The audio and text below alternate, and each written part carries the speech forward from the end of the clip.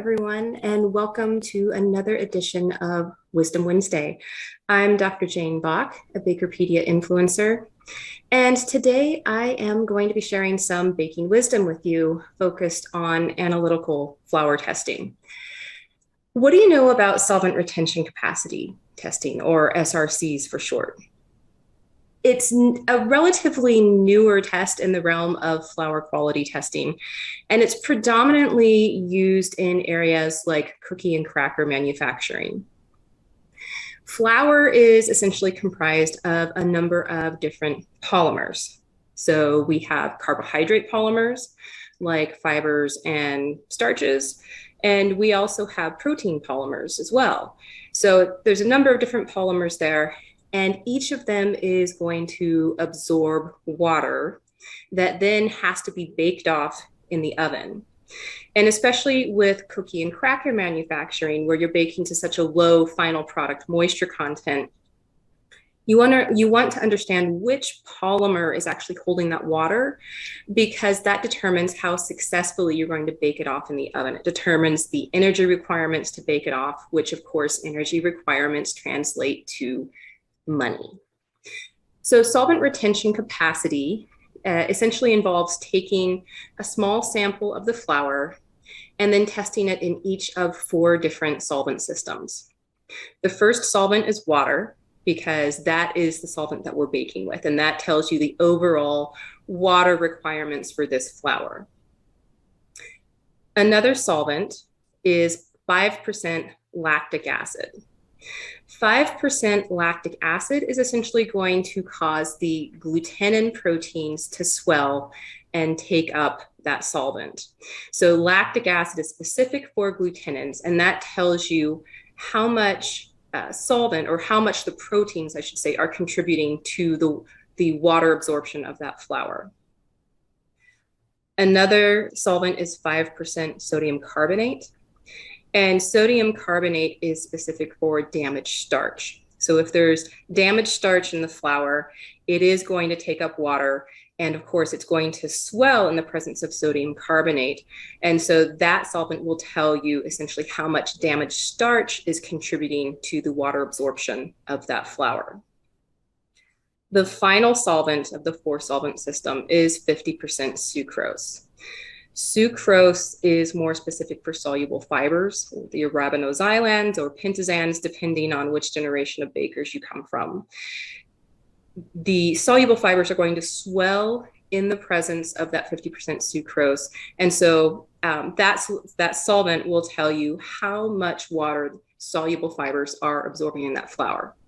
So by evaluating how much what the swelling capacity is of each of those polymers, so the glutenins, the damaged starch, and the soluble fibers, you can get a sense for how much each of those polymers is contributing to the overall water absorption of that flour.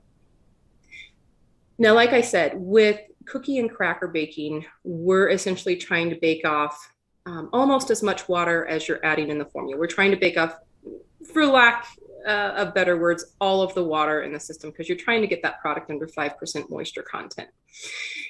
Now, if the water is predominantly being taken up by proteins, that's typically easier to bake off in the oven. Ovens go to very high temperatures, and protein starts to denature very easily at those higher temperatures, and they will essentially give up all the water that they absorb in the oven. When you're talking about something like soluble fibers, though, soluble fibers will absorb water and they will not give it up easily in the oven. And so if soluble fibers are contributing predominantly to the water uptake in your dough system, you're going to spend a lot of time and money trying to bake off all that water that they're holding. And in the end, you may not be successful. You may end up over browning the product, over baking the product, in an attempt to get all that water out. And that's really not where we want to be. The other polymer, damaged starch, also does not like to give up water easily in the oven. It does tend to hold on to that water as it starts to go through the gelatinization process, which of course in cookies and crackers should be quite limited, because you're not operating at very high formula water percentages. And so because the starch isn't really gelatinizing in the oven, it's not really going to give up a lot of the water. So damaged starch will tend to hold on to water in the oven as well. So you're trying to minimize the amount of water that you have to put in the dough. And you're also trying to make sure that it is properly distributed among the polymers so that the water that you're putting in is getting baked off in the oven. So that's a lot of technical detail that may not make a lot of sense right now. So what I thought we would do is we would look at a few different solvent retention capacity profiles, examples that you might want to be looking for in the flours that you're using for cookies and crackers. So if we look at an example of an SRC profile for a cracker flour, we're probably looking at a water SRC value somewhere in the low 50% range. The lactic acid value is typically going to be somewhere between roughly 80 and 100%. It might go over 100%. But typically you want this value to be below 110%, kind of as a general rule of thumb for the maximum. Your sodium carbonate needs to be quite low. So typically this is something in the 60% range.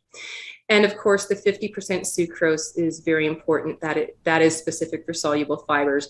You typically want that to be below 100%. And certainly if you can get it below 90%, that would be optimum for cracker manufacturing. Now, the biggest mistake that clients make when they come into our facility to use our pilot cracker line is they think they need to use a hard wheat flour, so something with a stronger gluten profile. And honestly, you want to use a soft wheat to manufacture crackers. There needs to be some strength there, yes, but it's typically not as strong as a hard wheat flour. And so if we look at a general rule of thumb for a cracker SRC profile, and we compare it to that for one that's more typical for a bread flour, which would be a hard wheat flour, you can see that the water SRC percentage comes in upper 60, 70% range. The lactic acid SRC value is definitely going to be above 120%, typically somewhere close to 150%. The sodium carbonate is also going to be much higher. You want that damaged starch there for fermentation purposes, for browning purposes. And so you're typically going to see something in the 80 to 90% range for the sodium carbonate SRC value. And looking at the soluble fibers, those will typically be above 100% for a bread wheat flour. So you can see that the SRC profile for a cracker flour is very, very different from that for a bread flour. You want to make sure that that cracker flour is not predisposed to absorb lots of water, and the water that is being absorbed, you want to make sure is skewing a little bit more towards the protein side, with certainly lower soluble fiber and damaged starch contributions. You want to be able to bake that off. Now, if we look at something that would be more typical for cookie flour SRC profile, it really kind of depends on the type of cookie that you're baking. There's no one optimal SRC profile for cookies. And I mean, the same could be said for crackers as well. But if we kind of subdivide cookies into different categories, if you look at the cookie, like a generic cookie SRC profile, it's actually going to be quite close to what you would want for a cracker SRC profile.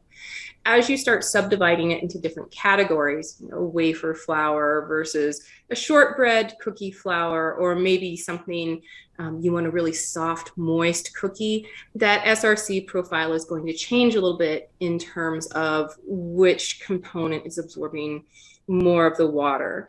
And so as you move, for example, towards a soft, moist cookie, you're certainly going to see the sucrose SRC values start to climb a little bit, because those soluble fibers are going to hold on to some of that moisture, and holding on to that moisture is very conducive to a softer, moister eating experience with that cookie.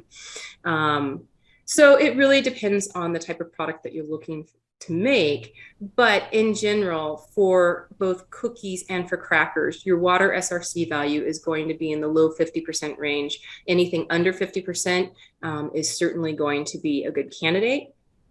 The lactic acid values are going to be typically below 100%, or certainly not over 100%.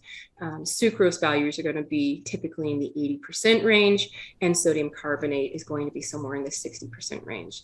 And so if you start talking to your flour supplier about the SRC profile for the flour that you're using, you should be able to figure out very quickly if that flour is going to be in range for cookie and cracker manufacturing.